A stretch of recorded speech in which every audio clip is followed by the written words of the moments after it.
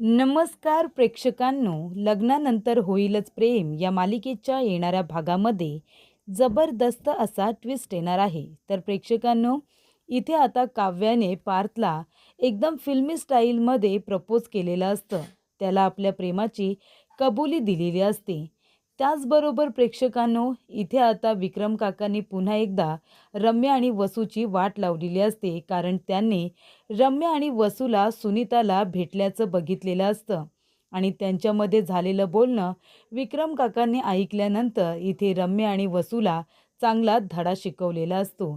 तर प्रेक्षकांनो, येणाऱ्या भागामध्ये कशा पद्धतीने इथे काव्या पार्थला प्रपोज करते आणि कशा पद्धतीने विक्रम काका रम्या वसूला धडा शिकवतात, आपण सविस्तरपणे बघूया. तर प्रेक्षकांनो, आपण बघितलं की इथे पार्थला हे लग्न टिकवायचं आहे, पण काव्याला मात्र लग्न टिकवायचं आहे की नाही ते अजून तिला स्पष्टपणे कळत नाहीये, कारण ती कन्फ्यूज आहे. पण तिचं हे कन्फ्युजन काउन्सिलर मॅडमने आता एका मिनिटामध्ये दूर केलेलं असतं. जेव्हा इथे प्रेक्षकांनो काव्याची परीक्षा जवळ येणार असते, तेव्हाच काउन्सिलरने भेटायला बोलावलेलं असतं. पार्थने सांगितलेलं असतं की काव्याची एक्झाम आहे, आम्हाला येता येणार नाही. एक्झाम झाल्यानंतर आम्ही येऊ. पण इथे काव्याला काउन्सिलरला भेटण्याची खूपच जास्त इच्छा असते. त्यामुळे काव्याचा वेळ वाया जाऊ नये आणि तिचा अभ्याससुद्धा इथे आता राहू नये, म्हणून पार्थने काव्यासाठी काउन्सिलरला घरीच बोलावून घेतलेलं असतं. आणि तेव्हा प्रेक्षकांनो, काउन्सिलर म्हणतात की पार्थ देशमुख, मला फक्त काव्याजवळ बोलायचं आहे, कारण तुमच्याकडे बघून मला सतत वाटत असतं की तुम्हाला हे लग्न टिकवायचं आहे आणि तुम्ही त्यासाठी प्रयत्न करताय. कन्फ्युजन जर कुणाचं आहे तर ते काव्याचंच आहे. तेव्हा मी फक्त काव्याजवळ बोलते. आणि तेव्हा बोलत असताना इथे काउन्सिलर मॅडम म्हणालेल्या असतात की काव्या, तुम्हाला गणपती जेव्हा बघितलं होतं तेव्हा तुमच्या चेहऱ्यावरती मला इथे हावभाव थोडे वेगळे दिसत होते. तुमच्या चेहऱ्यावरती मला इथे कन्फ्युजन दिसत होतं, पण आता तुमचा चेहरा आणि तुमचे डोळे मला काहीसं वेगळंच सांगतायत. सगळं काही लख्ख दिसतंय तुमच्या डोळ्यात. नक्की काय झालंय? तेव्हा इथे काव्या म्हणते की तुम्ही माझ्यामध्ये झालेला जो बदल बघताय, तो बदल खरा आहे आणि तो बदल पार देशमुखमुळे माझ्यामध्ये झालेला आहे, असं आता काव्याने सांगितलेलं असतं. त्यामुळे प्रेक्षकांनो, इथे आता काव्याने सांगितले की माझ्यामध्ये जो बदल झालाय पार्थमुळे झालाय. मग आता लग्नाबद्दलचं तुमचं मत काय आहे? तुम्हाला हे लग्न टिकवायचं आहे की नाही? तेव्हा काव्य म्हणत असते की मला आता जे लग्न नको नकोसं वाटत होतं, ते लग्न मला पार्थ देशमुखमुळे हवं हवंसं वाटतंय, असं बोलत असताना ती आता गप्प बसते. तेव्हा इथे आता काउन्सिलर मॅडम म्हणतात, तुम्हाला काय बोलायचं आहे स्पष्टपणे बोला. तुम्हाला हे लग्न हवंय ना? तेव्हा काव्या काहीच बोलत नाही. ती गप्प बसलेली असते. ती म्हणते की मला विचार करायला थोडा वेळ हवा आहे. असं काहीच नाहीये. तेव्हा काउन्सिलर मॅडम म्हणतात की ठीक आहे. तुम्हाला जर आता पार्थ देशमुख बरोबर राहायचंच नसेल, तर आता 3 महिने होऊन गेलेले आहेत. फक्त 3 महिने राहिलेत. तर मी एक काम करते. तुम्ही इथे पार्थ देशमुखला डिव्होर्स देणारच आहात, हे गृहीत पकडते. आणि एकदा का तुम्ही पार्थ देशमुखला डिव्होर्स दिलात, की मग मी माझ्या भाचीचं स्थळ पार्थ देशमुखसाठी सुचवते.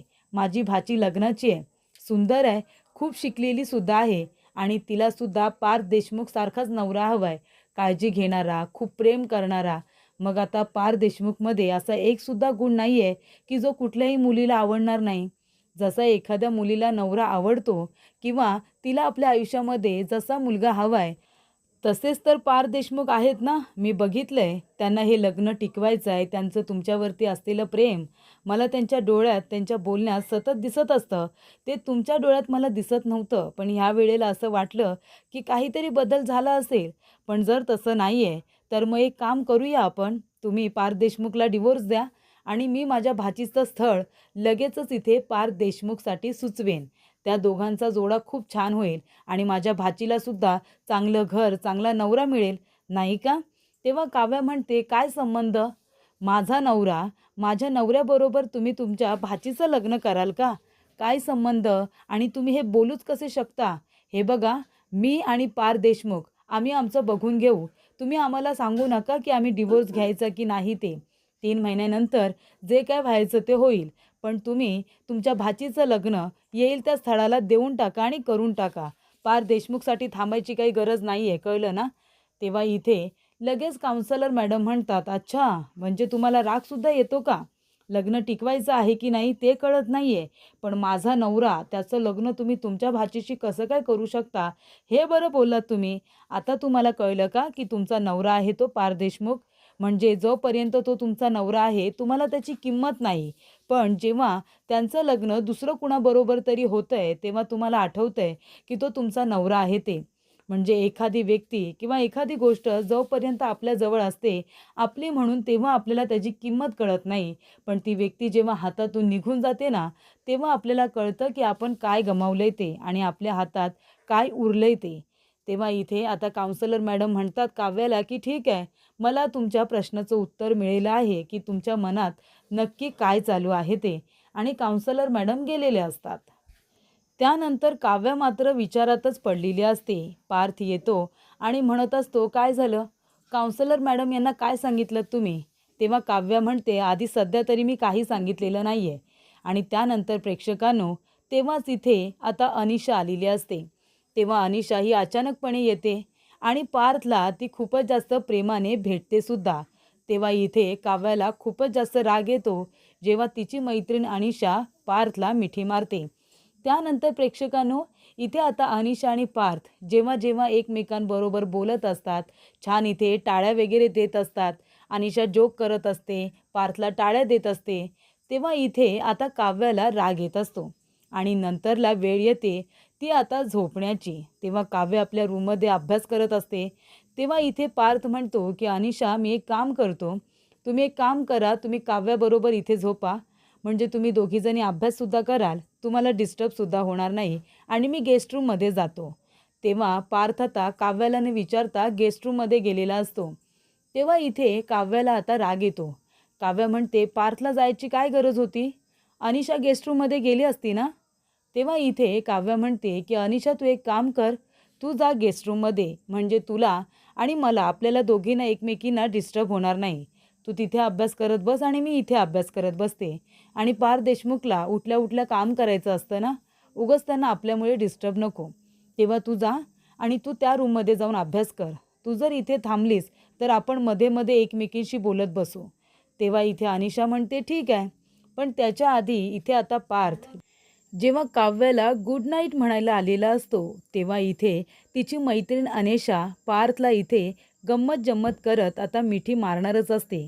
ते दोघेजण एकमेकांची मस्करी करत असतात आणि एकमेकांना जेव्हा आता मिठी मारत असतात, हग करत असतात, तेव्हा प्रेक्षकांनो, काव्याला खूपच जास्त राग येतो. काव्य म्हणत असते, "एक मिनिट, तुम्ही माझ्यासमोर पार्थ देशमुख माझ्या मैत्रिणीला मिठी मारताय, तिच्याबरोबर फ्लर्ट करताय." तेव्हा इथे अनिशा म्हणत असते, "का गं? तुला राग आला का?" तेव्हा काव्या म्हणते, "मला राग येण्याचं काय कारण? पण तरीसुद्धा बायको इथे असताना मैत्रिणीबरोबर जर फ्लर्ट केलं, तिला मिठी मारली, तर कुणाला आवडणार आहे?" तेव्हा प्रेक्षकांनो, पार्थ म्हणतो, की "बरं ठीक आहे, मी आता जातो." आणि मग तो गेस्ट रूममध्ये गेलेला असतो. पण प्रेक्षकांनो, काव्याने अनिशाला गेस्ट रूममध्ये जायला सांगितलेलं असतं आणि पार्थला रूममध्ये परत यायला सांगितलेलं असतं. तेव्हा इथे अनिशा जाते. पार्थला म्हणते, की "जीजू, तुमच्या फिस्कारलेल्या मांजरीने तुम्हाला आता बेडरूममध्ये बोलावलंय आणि मला गेस्ट रूममध्ये राहायला सांगितलंय." पार्थला जो काही आनंद होतो, तो म्हणतो, "काय? माझ्या मांजरीने या बोक्याला रूममध्ये बोलवलंय?" तो म्हणतो, की 3 महिन्यांमध्ये खूपच जास्त फरक पडलेला दिसतोय. आणि मग काय प्रेक्षकांनो, इथे आता धावत पळत पार्थ काव्याकडे येतो आणि तिला म्हणत असतो, की "काय हे केलंत काव्या? तुम्ही तुमच्या ह्या बोक्याला रूममध्ये परत बोलवलंत आणि तुमच्या मैत्रिणीला अनिशाला गेस्ट रूममध्ये राहायला सांगितलंत. म्हणजे काय बोलायचं काय? आपले नातं संसाराच्या वाटेकडे चालले असं वाटतंय मला." काव्या म्हणते, "पार देशमुख, तुम्ही जरा गप्प बसता काय? मला अभ्यास आहे, तुम्ही जास्त उगाच बोलू नका. जा, जाऊन झोपा आता." तेव्हा पार्थ म्हणतो, "ठीक आहे, मी जातो, गुड नाईट." आणि तो असं म्हणून तिला आता फ्लाइंग किस देतो. तेव्हा काव्या जीवाच्या वेळेला जसं फ्लाइंग किस अडवायची, तसंच इथे आता पार्थच्या वेळेला सुद्धा अडवते. आणि तेव्हा पार्थ म्हणतो, "अरे वा, फ्लाइंग किस अडवायची तुमची आयडिया खूप छान आहे हां." आणि जीवा जसं फ्लाइंग किस रिटर्न घेऊन खिशामध्ये ठेवून द्यायचा, तसंच पार्थने सुद्धा खिशामध्ये ठेवून दिलेलं असतं. आणि प्रेक्षकांनो, या गोष्टीवरून आता पार्थच्या लक्षात आलेलं असतं की इथे काव्याला सुद्धा आपल्याबद्दल आता काहीतरी वाटतंय आणि जे खूपच छान आहे. त्यानंतर प्रेक्षकांनो, इथे आता काव्या शांतपणे झोपलेली असते. तेव्हा तिला स्वप्न पडतं की पार्थबरोबर तिचा डिव्होर्स झालाय आणि त्यानंतर पार्थने एका दुसऱ्याच मुलीबरोबर लग्न केलंय. तेव्हा इथे काव्या खूपच जास्त घाबरते आणि ती झोपेतून जागी होते आणि पार्थकडे बघत असते. तेव्हा काव्या म्हणते की पार्थ देशमुखला दुसरी कुठलीही चांगली मुलगी मिळू शकते, कारण तेच मुळात किती चांगले आहेत. पण मला पार्थ देशमुखसारखा नवरा पुन्हा मिळेल का? तेव्हा काव्याला पडलेले प्रश्न तिला काही झोपू देत नाही आणि त्यानंतरला अनिशा आणि पार्थला जेव्हा जेव्हा काव्या एकत्र बघत असते, तेव्हा तेव्हा काव्या जेलेस होत असते आणि त्यामुळे प्रेक्षकांनो, काव्याने ठरवलेलं असतं की आता पार्थला प्रपोज करायचं. काव्याने आपल्या मनातल्या भावना पार्थला सांगण्याचं ठरवलेलं असतं आणि म्हणूनच तिने इथे अनिशाच्या मदतीने छान असं डेकोरेशन केलेलं असतं आणि एका कॅफेमध्ये पार्थला बोलावून त्याला सरप्राईज दिलेलं असतं. तेव्हा इथे काव्या म्हणते की जर वेळ घालवला तर कदाचित पुन्हा ही वेळ कधीच येणार नाही आणि तिला आता ही गोष्ट मनामध्ये ठेवायची नसते.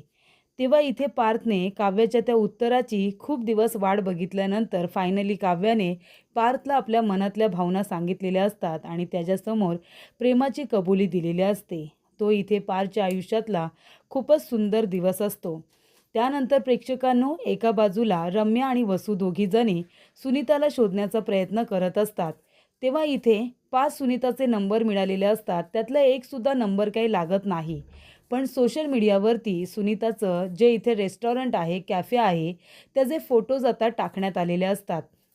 जेणेकरून त्यांच्या कॅफेची ॲडव्हर्टाइजमेंट व्हावी, यासाठी इथे आता दिवाळी सेलिब्रेशनचे फोटोज सोशल मीडियावरती टाकलेले असतात आणि त्यामुळे प्रेक्षकांनो, इथे आता रम्याला सुनीताचं कॅफे कुठे आहे हे कळलेलं असतं.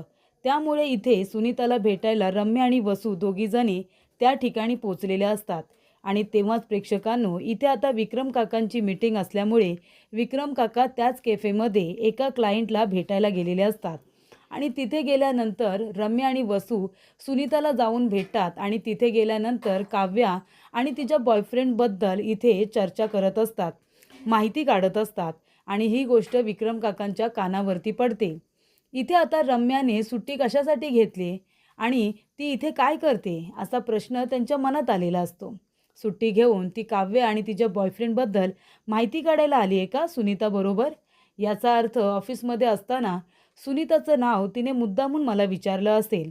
तेव्हा इथे आता रम्या म्हणत असते की तुम्ही आमच्या घरी जेव्हा आला होता तेव्हा ते पेनड्राईव्हमध्ये काय होतं? सुनीता म्हणते की काव्या आणि तिच्या बॉयफ्रेंडचं फुटेज होतं. तेव्हा इथे रम्या अजून बरीचशी माहिती गोळा करण्याचा प्रयत्न करत असताना तिथे विक्रम काका येतात आणि म्हणतात की काय चाललंय तुमचं? काय चाललंय? लाजा नाही वाटत तुम्हाला? एक कारस्थानातून नाही मोकळे झालात तर दुसरं कारस्थान करायला आलात का? आत्ताच्या आत्ता तुम्ही इथून बाहेर चला. तेव्हा इथे विक्रम काका सुनीताला म्हणतात की यापुढे कुणीही काहीही विचारायला आलं आणि तुझ्याकडून जर त्यांना काही माहिती मिळाली तर माझ्यापेक्षा वाईट कुणीही नसेल. आणि तेव्हा प्रेक्षकांनो, इथे आता विक्रम काका रम्या आणि वसूला म्हणत असतात की आता तुम्ही जी काही माहिती सुनीताला विचारायला आला होतात त्याच्याशी तुमचं काही देणं घेणं नाही आणि जर पुन्हा तुम्ही दोघींनी या गोष्टीवरून घरामध्ये काही तमाशा केला आणि मला जर कळलं की हे तुम्ही दोघींनी केलंय तर मी समजून जाईन तुम्ही कशासाठी इथे आला होतात. जर तुमच्या दोघींमुळे पार्थ आणि काव्या यांच्यामध्ये काही भांडण झालं किंवा दुरावा निर्माण झाला किंवा नंदिनी आणि जीवा यांच्यामध्ये काही वाद झाला तर मी तुम्हाला कधीच माफ करणार नाही. मागच्या वेळेला तुम्हाला शिक्षा मिळाली होती की तुम्ही नोकर म्हणून राहायचं, पण ह्या वेळेला कुठलीही शिक्षा दिली जाणार नाही. तुम्हाला डायरेक्ट घरातूनच बाहेर काढेन. नाहीतर एक काम करेन, तुम्ही दोघेजणं त्याच घरामध्ये राहा, आम्ही सगळेजण निघून फार्म हाऊसवरती जाऊन राहू, असं आता विक्रम काका रम्या आणि वसूला म्हणालेले असतात. हा विषय आत्ताच्या आता इथे बंद करा. जर मानिनीला तुमच्या या कारस्थानाबद्दल कळलं तर मानिनी काय करेल हे तुम्हाला चांगलंच माहिती आहे आणि तुमच्यामुळे जर पुन्हा कुठल्याही नात्यामध्ये काही बिघाड झाला तर ते मी खपून घेणार नाही, असं विक्रम काकांनी स्पष्टपणे इथे रम्या आणि वसूला सांगत त्यांना बरोबर धडा शिकवलेला असतो. त्यानंतर प्रेक्षकांनो, जी काही माहिती त्यांना आता हवी असते ती माहिती तर मिळतच नाही. फक्त बॉयफ्रेंडबद्दल एवढंच कळलेलं असतं. पण तो कोण आहे, कोण होता याबद्दल काहीही कळलेलं नसतं. त्यामुळे इथे विक्रम काका रम्याला बोलल्यानंतर त्या दोघीही घरी निघून गेलेल्या असतात.